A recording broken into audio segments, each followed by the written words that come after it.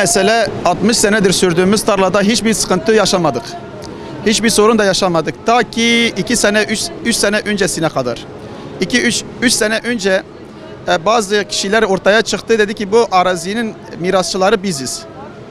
Ondan sonra bunlar geldiler, biraz hak iddia ettiler, biz de hak iddia ettik. Mahkemeye taşıdık. Mahkemeye taşıdığımız zaman da mahkemeyi bekledik. Hukuk mahkemesini bekledik.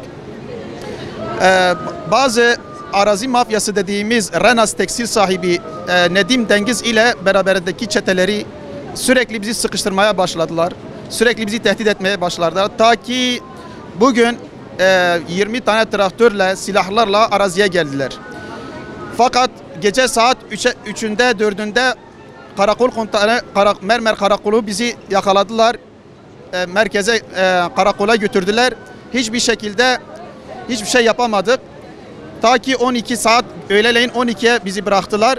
Bıraktıkları zaman tarlada bulunan 3-4 tane amcamoğlu bu gelen traktörlerin darbesine uğradı ve herkese silah vardı. Bunlar tarlaya yaklaşır yaklaşmaz ateş etmişler. Veysi İmamoğlu oracıkta hayatını kaybetmiş. Bir tanesi Rıdvan Parçacı ayağından yaralanmış. 3 kişi daha başlarından, gözlerinden yaralanmışlar. Biz bu hukuk mahkemesini sürdüğünü defalarca kaymakamlığa ilettik. Kaymakamlığa dedik ki biz hukuk mahkemesini bekleyelim. Bizim tarlamızdır, iddia ediyoruz. Eğer onların da bir iddiası varsa mahkeme bunu çözsün. Kaymakam askerleri bunları gönderdi, üstümüze saldı. Fakat askerler, yüzlerce asker orada var iken hiçbir tanesini arama yapmadılar. Üstlerini aramadılar. Bu adamlarda hem silah vardı, hem sopalar vardı, hem kesici aletler de vardı. Tarlada bulunan 3-4 tane amcamoğulları jandarmanın aramasından sonra tarlaya gitmişler. Tarlaya gittiklerinde, işlerini yaptıklarında bu gelenler bunlarla karşılaşıyorlar. Direktmen silah sıkıyorlar. Oracıkta birisini öldürüyorlar. 4-5 kişiyi yaralıyorlar. Biz tarlayı ektik. Yani mahkemenin süreci devam ediyor. Avukatımız geldi. Kaymakamla konuştular. Valiyle konuştular.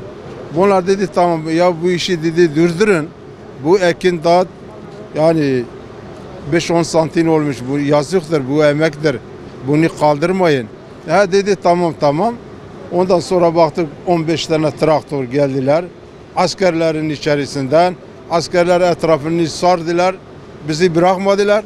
O bu 2-3 tane gençler askerin içinden traktörlerin yanına gidip onlar da taradılar. Böyle yaptılar. O bizi bırakmadılar. Yani o çocuklar askerlerin içinde askeri yani belki 100 tane 150 tane de asker vardı. Öyle göz göre bizi öldürdüler. Yani bu askerlerin içinde. Biz bir iki yaklaşım o tarafa gittiğimiz zaman bizi arama yapıyordu. Hele bir şey üzerinizden var mı yok mu? Hiçbir şey de yok. Adam geliyor kelaşla, pompalıyla traktörlerin içerisinde gelip askerin içerisinden kimse demiyor ya bu silahı nereye götürüyorsun? Kimi öldürüyorsun? Yaralımızda bir tane de burada kardeşimdir. Bir tane ameliyatta, bir tane Selahattin Eyyip'de. Çocuğum bir tane de orada. Ya bırakın biz bu yaralılarımızı hastaneye götürelim bırakmıyorlardı ya. Gidin. Bu olaydan dolayı bize dediler ki herhangi bir sıkıntı çıkmaz diye. Bunu durduracağız diye. Bize tamam gittik. Adamlar 16 tane traktörle geldiler. Masum gelmez. Birkaç kişi daha onun başı daha buradaydı. Adam şeylerin yanında, askerlerin yanında bize silah çektiler. Hepsine sıktılar. Asker herhangi hiçbir müdahale etmedi. Ben bizzat kendim veli komutana söyledim. Bak bu hep senin suçundur. Hani sen dedin ki bir olay çıkmayacak. Hiç kimsede silah yok. Dedi ki bunu ben de bilmiyordum dedi. Yani adamlar yanında silah sıktılar. Asker yanında bize silah sıktılar. Ve izin vermedi ki ben orada yaralımı alayım bile ha. Ve adamın yanında ben orada kardeşim bacağını bağlarken bak demir buraya vurdu adam. Ondan sonra amcamoğlu koşarken ona da vurdu yani. Yani asker herhangi hiçbir şey yapmadı ha. Hiçbir şey yapmadı.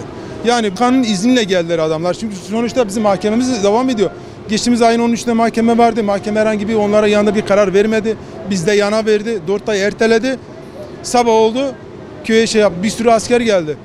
Evden çıkıyorum adam üstüme arama yapıyor. Sen niye bunu yapmıyorsun o zaman arama yapmıyorsun? Yanlış mı abi? Hepsinde silah vardı yani. Durum buydu yani.